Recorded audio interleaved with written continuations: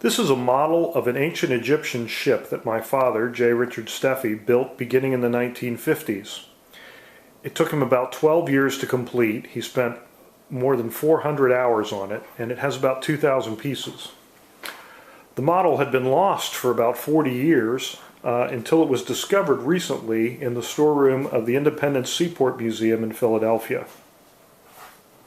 You'll note that it's in pretty good shape. There's a few of the oars that are missing, and some of the rigging needs a little work. There was a crew of clay figurines that have since crumbled, and I think that's probably just as well, because my father would be the first to admit that building clay figures was not really his strong suit. You'll note the rope truss that runs from the bow of the ship all along the hull to the stern. That truss is what maintains the curvature of the hull. It maintains the tension because the Egyptians did not use keels or frames in their ship construction, and the only way they could get a curvature was to provide the right amount of tension, much like a suspension bridge. It's rather interesting that after all these years that truss has remained intact and the tension has remained the same. Over here you can see an example of the edge joinery on the pieces of the hull. Those are basically mortise and tenon joints.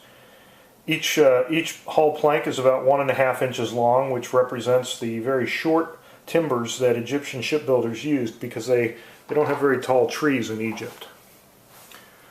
If you look real closely along the hull, you can see all of those pieces interconnected.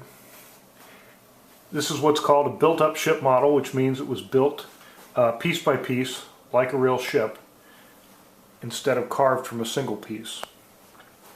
What's significant about this is that as my father was working on this model, he was developing methods that would eventually lead him to rebuild actual ships, sunken ships that are found on the seafloor.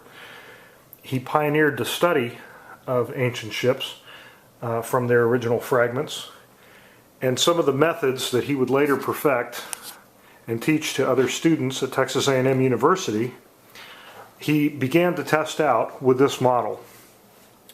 At the time he built this model, he was actually an electrician in the small town of Denver, Pennsylvania, and he built this in our basement.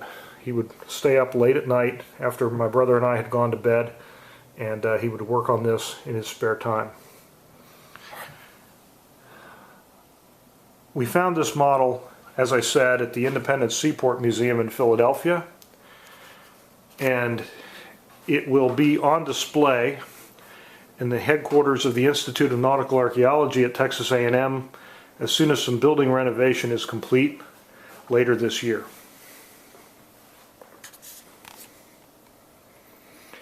This is one of the few models of my father's that has survived. It's one of about 4 in the world. And it is truly remarkable that after all these years we have found it intact. We had assumed that it had been long lost. It's great to have it back.